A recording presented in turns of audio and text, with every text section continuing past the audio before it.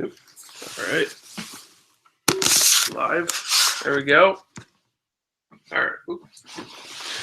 Okay. Good? Yep. Good. Same place. Yeah. Welcome to Big East Coast Podcast. Previewing the Big East tournament. Rob, it's Chris. So yeah. Just jump right in, I guess. Big East tournament. Yeah, the Big East tournament goes down from Wednesday to Saturday, as everyone knows, taking place at Madison Square Garden for the 35th year, I believe. That is the selling point this year. Yeah.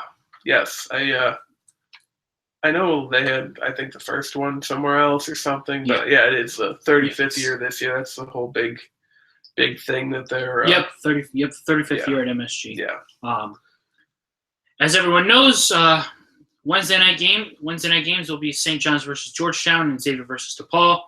The winners of those two respective games will be facing Villanova and Butler on Thursday. Yep. Then the 3-6, 4-5 matchups are Providence versus Creighton and Seton Hall versus Marquette, respectively.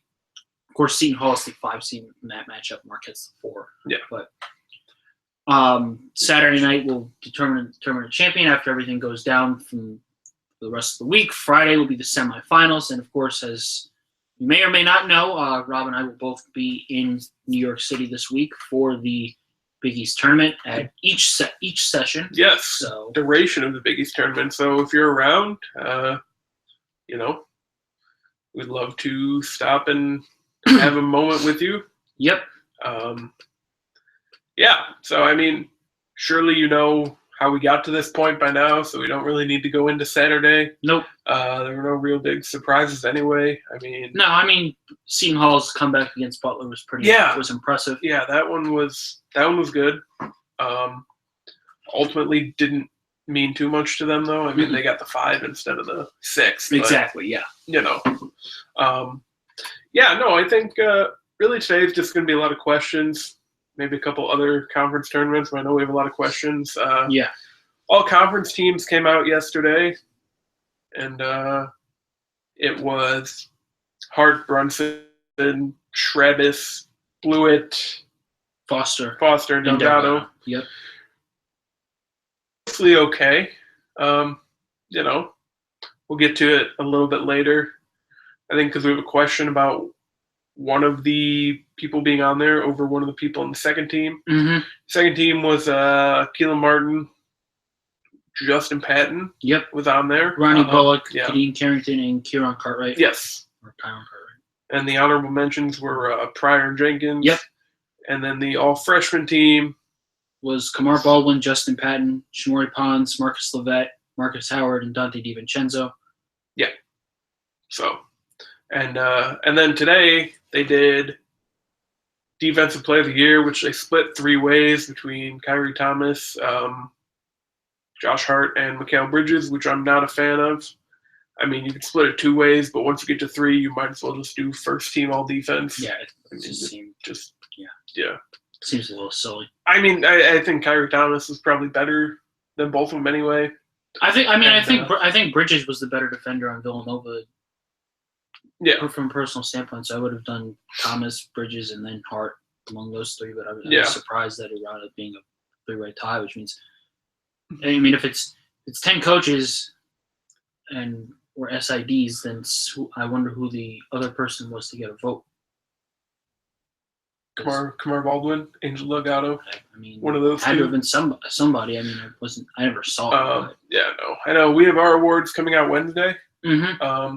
So I think the other award today, Kieran Cartwright got most improved player. Which that's and I believe it was the 3rd player under Cooley to win the award with Kadeem Batts and Ben Bento last year, of course. So second straight year that a Friar takes home most improved.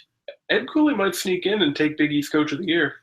I mean, it was Chris Holtman all year. Exactly, but the stretch the Friars have been on, winners of their last 6 entering their Thursday matchup with Creighton.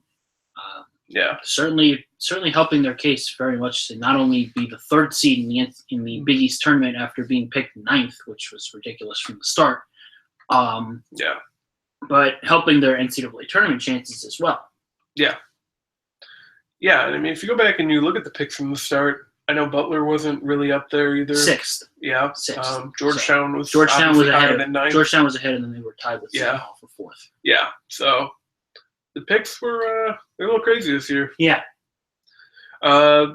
Looking like the Big East is going to get 7 teams in the NCAA tournament, which is something we will probably come back and talk about next Monday or Tuesday once everything is official. But that's obviously good for the conference. You get more chances to get more than just Villanova to the second weekend, which would be an overall win. Exactly. Maybe we'll do like Facebook Live on Sunday after. Yeah, I mean, all that stuff. We'll think about it. Yeah, that's another thing. I mean, we might pop up on Facebook Live from the Garden at some point this week. Also true. Do that. We'll be back on Snapchat, I imagine. We'll do the Snapchat. Yep. So you're gonna want to follow us. We're gonna have a lot of fun. Gonna be good times. Weather looks nice. So I don't want to get right into questions, but today was going to be kind of an abbreviated. I mean, if you want to, I know we both turned in our ballots for our award picks. If you want to go through yours, I mean, they'll be out Wednesday morning, I believe, is when we're gonna. We can wait. Yeah, I mean, I think our Big East Player of the Year will probably end up being the same as the conferences. Wouldn't shock me. And we have 8 ballots in, so we're gonna need to. We're gonna need to get some more of those. Yep. Only 5 people put their names on it. Tisk. What else? Just gonna wrapping things up from the past week. Angel Delgado won Big East Player of the Week finally. Yep. So that was good. And I think it was Marcus Howard with the. I don't think they ever did a press release. I think they just did tweets. So let me see. If you're looking for, I believe it was Marcus Howard though for Freshman of the Week. Might be right. Yeah. No, I saw the tweets. Just trying to see if I can find if they did do anything. Yeah, it was Howard. Yeah.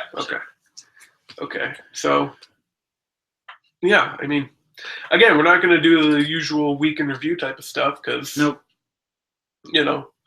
I didn't even look at the AP poll today actually because it really doesn't matter. No, it's kind of irrelevant. I know Kansas State at number 1, and I think Villanova's at number 2. Another thing we're not going to do today, we're not going to talk about any of the bracketology brackets because Joe Lunardi and Jerry Palm have lost it this year. Yeah. So plus, just we're. Well, yeah. I mean, it really. We're a week away.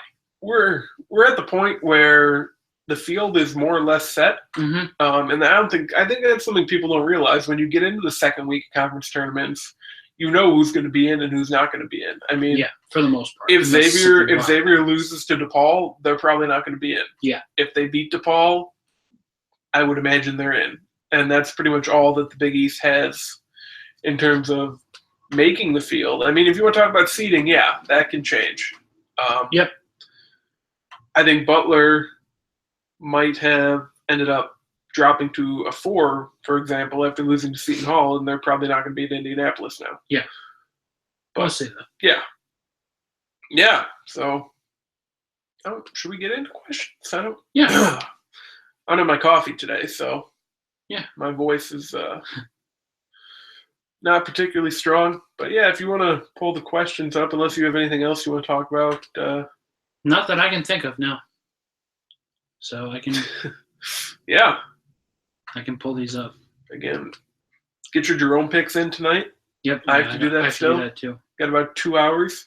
If you're listening to this Tuesday morning and you didn't get your Jerome picks in, you don't get to. You're too late. So let's see. I think questions started last night probably with another influx of them today. Yeah, okay, here we go. First question from our friend Howard Megdal. What is your % chance that Seton Hall makes another run to the trophy? What is there? How long do they avoid Nova for? They would have to face them in the semifinals. Oof. I think that's the one team that Seton Hall really doesn't match up particularly well against in the Big East, which is much different than last year. Yeah. But yeah, I mean, I think if they can beat Villanova, their chances go way up. But it's going to be hard for Villanova to not win this tournament because, first of all, Butler would have to beat them a third time. Yep. Obviously, Creighton and Xavier are much different than they were earlier in the year. Mm-hmm. Seton Hall, like I said, I don't think they match up particularly well against them.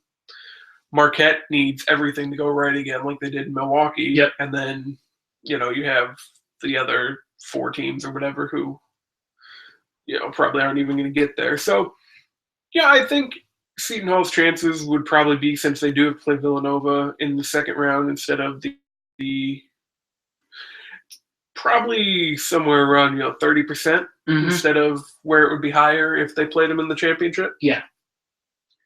Well, hopefully this time Seton Hall and Marquette actually play like a normal game.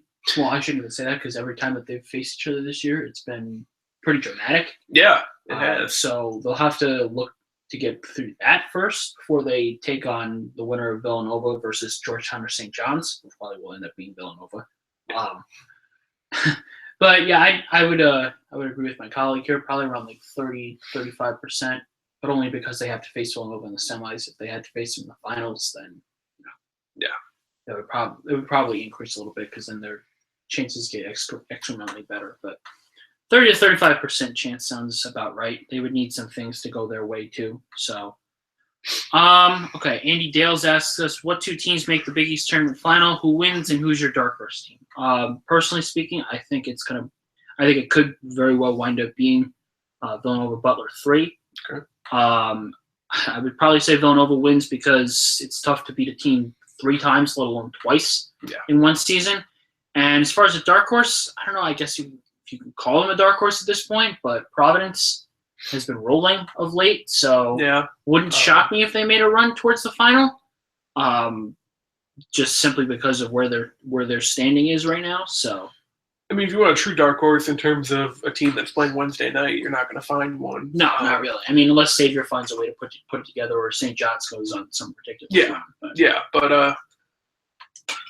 But I think if I had to pick a dark horse, it would be Marquette first and foremost. Yeah, I could see them just riding their offense the whole way. Yep. So I think they'd be, and I think probably Villanova and Butler will be your 2 finals again. So yeah, but Butler, they need to win their first Big East tournament. Yeah. Actually, interesting note from David Woods earlier. They actually went 12 years without a conference tournament win in the conference they were in before the Horizon League. So interesting. Yeah.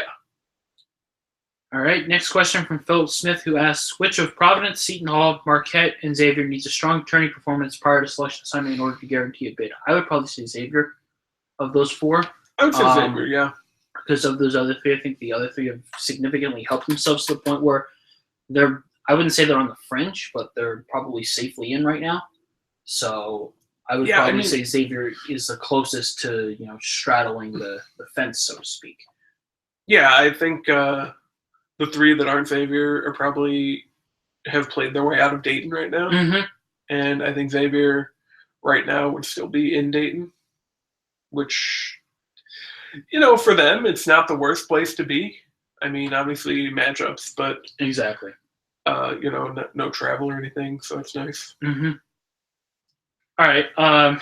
Next question from Straight Ellen 48. Should I get a Wendy's chocolate frosty or a Dunkin' Donuts coffee colada? Frosty. Every time. Yeah, I've never really. I had the coladas back in the day, but it's been a while since I had one. I never had a coffee one, so I'd probably go with the frosty. And I got a hot take: the vanilla frosties are just as good as the chocolate ones. No one gets a vanilla frosty. There was a solid time where I would only get the vanilla frosty. Chocolate frosties were bust.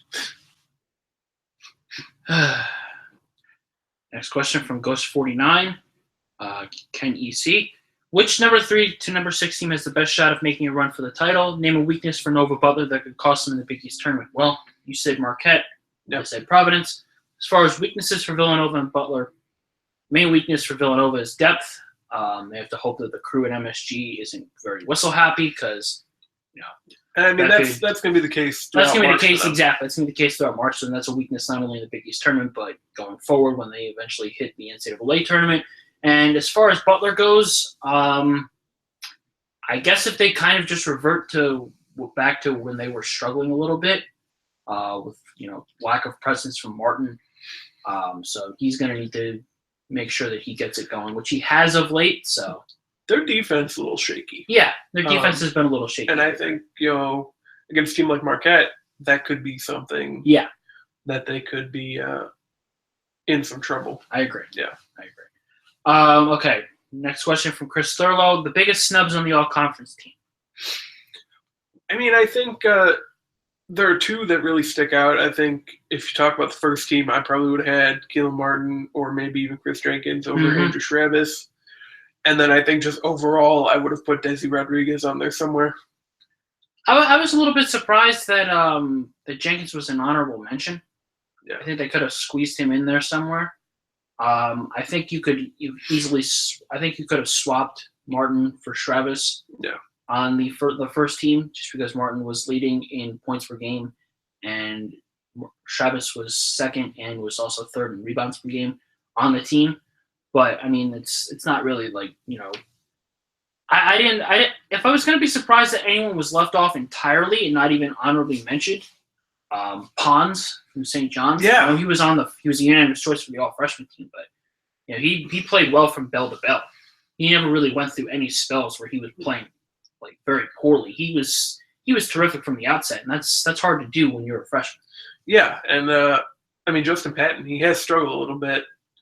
Yeah, I mean, I'm just surprised that there weren't any freshmen found at all.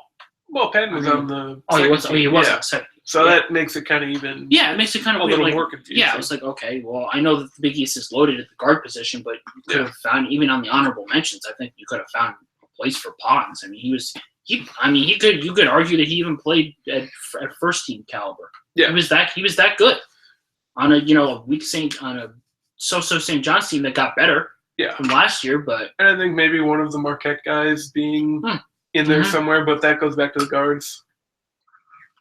Exactly. But I think you could have found room for Pons especially if you put Patton on there. Yeah. Patton hit a wall. And also, I was a little surprised that Kyrie Thomas wasn't even an honorable mention. Yeah. His defense was, as we mentioned, well worth the ticket being punched on there. Yeah. So that was a little bit surprising to me, that those guys were snubbed and not left off entirely, not even honorably mentioned. Yeah. All right. Let's see. I'm guessing this is a question relating to Xavier. How would winning the Big East tournament affect the 7 probable NCAA teams seeding? Well, let's see. Because if Xavier pulled this off, I mean, if you just do it team by team. Well, because if Xavier pulled this off, they would have beaten DePaul and they would have beaten Butler, which would have helped their cause more than hurt Butler's. So their chances of getting in wouldn't be too affected. And feasibly, let's say Providence did win the game against Creighton. Creighton would still be in. Yeah. Because they still did enough. Yeah. And I'm guessing the effect. Oh, the 7 probable NCAA teams. Yeah, so if you go team by team, okay, it's not going to matter for Villanova. They're 1. Yeah, Villanova's probably a 1. If they could drop out, it would be to a 2. But I don't see anyone really. I don't see 2 teams usurping them. No. That's what it would take. And at this point, I don't see 2 teams usurping them because you look around the country, the Pac-12 is going to get 1. Yeah. And Gonzaga, maybe if Gonzaga didn't lose a game, yeah, I still think their resume is 1 seed worthy, but I can see why people would dock them down to a 2. But the Pac-12 is going to get 1. The ACC is going to get 1. It's probably going to be North Carolina. Kansas is going to get the other. So you theoretically just have to deal with 1 team, and I don't see another team taking Villanova's spot. No. So Villanova's probably okay. Butler, if they win, probably if they would have beaten Seton Hall, they could have been in the conversation for a 2 with the Big East tournament title. Yeah, plus that. But I think their ceiling's probably 3 now, whereas if they don't win, they're probably 4. Providence is an interesting one because Providence is an interesting one. I think look at their overall body of work Yeah. aside from the last month. it wasn't particularly great all year. I mean, maybe if they beat Virginia, they would probably be a 10. Yeah, well, not if they win it. I think they're 10 right now. I think the best position they could put themselves is a 9. Yeah, I think so. That's fine. Xavier's an interesting case. I think that their probably best case scenario would probably be a 10 or a 9 too, just because of where they are right now. They'd obviously beat Villanova, which certainly would help them, and Butler then. So they would take out the 2 best teams in the conference. Marquette was very up and down. I think they're around in the same position. Yeah. Pretty much everybody except for Butler and Villanova are in the exact same spot. Yeah, I mean, I know Bracket Matrix for a while. It was Marquette, Seton Hall, and Providence all in a row as 10s. So, yeah. Yeah, I mean, I think obviously winning it would help some of the lower teams, but not to a point where exactly it gets too high. Yeah, but we're also not going to have a situation like with Georgia a few years, like 10 years ago or whatever that was, when they won the SEC tournament. They were 14. Would DePaul be a 14 if they? DePaul might be a 16. I don't think they'd be 16. I don't know, man. They're pretty bad. Yeah, but you had a lot of bad teams winning the other. Jacksonville State won the conference tournament. You did, but then if they pulled that off, they would be 13-22. They'd be 13-22. How bad was Holy Cross last year? Holy Cross was 15-20, and they were a 16. I don't know, because they were 10-19 before conference tournaments started, and then they went off and were 14-19 at the end of the Patriot League tourney. I don't know, man. DePaul might be a 16 or a 15. They might even be playing in Dayton. I don't know. Well, no, because they would be an auto bid. Yeah, you can't put the auto bid in Dayton. That would be weird. That would totally mess everything up. Oh yeah. That would mess everything up. They might be a 15 or a 14. We'll be real. We'll be real for a second. But they would still be 9 games under 500. Well, yeah. So, St. John's would actually be pretty much a better seed then, because they would be what? They'd be 7th. They'd be right about 500. 18-17 with the win over Syracuse and a win over. No, let's see, because they would be. I'm looking at the wrong year. They would be 17-18. 1 game under 500. They would probably be in the same company, around 5th or 14th seed. Yeah. Which, again, would be hilarious. But no, I think that's like the only chance that anyone gets that low of a seed. Yeah. Speaking of St. John's, do you like Steve Levin doing Big East and NCAA tournament games this year? Let me tell you something. I thought I had my nose to the ground when it comes to this stuff. I did not see that coming. I did not see Steve Levin being reeled in by CBS and Turner to do first-round games with Ian Eagle. I did not see that. That's going to be a good crew. Oh, it's going to be a very good crew.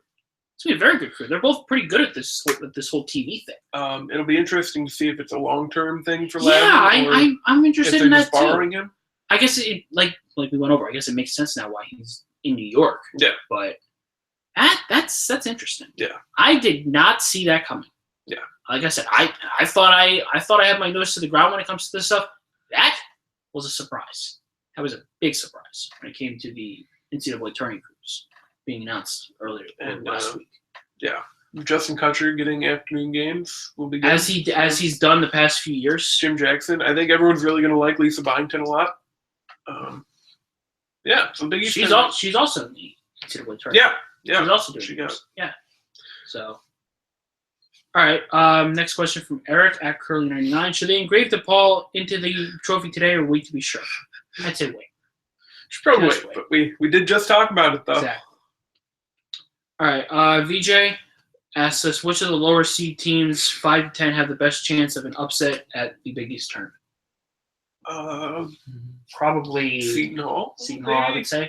Seton Hall. I don't like them against Villanova, though. Yeah. Creighton? Creighton, definitely, if they can piece it together. Creighton against Providence? Yeah, I could see that. Mm-hmm. All right. Second to last question from Anonymous Eagle. Will Butler Blue vomit on the court again?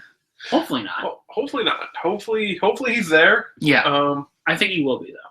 I hope so. He's a good dog. Very good dog. All right, and final question from Nathan Marzion. What are the odds the Marquette wins it? 90%, 100? Again, there was a time last week where, and I even tweeted it, that I considered taking them to win it, but it's not a very good idea, I don't think, just because that offense is so boom or bust. Yep. But, if they can keep it rolling like they have, I think they'd probably be the third most popular pick behind Villanova and Butler. Yeah, I would agree. Ugh, God. Sorry about that. It's all right. We'll edit that out. Is that it for questions? Yep, that's it. Well, I'm sure we have some other stuff to talk about, maybe. I don't know, man. I think we're almost done. What else has happened today? Not much. Not too much. I know Jalen Brunson obviously is a finalist for the Cousy Award. Yeah, that'll be interesting because he's in the class with Frank Martin or Frank Mason. Not Frank Martin. Frank Martin is going to coach Mizzou, but probably not. Probably not, though. What else? Not much going on, man. No, not really. We just wanted to hop on and give a little preview here, tell everyone what we're going to be up to. Yep. Got some stuff going on over the course of the week, starting tomorrow, that you will hear about on Wednesday. Mm-hmm. Yeah, so it's going to be exciting. So be sure to stick around with us all through the week. Yeah.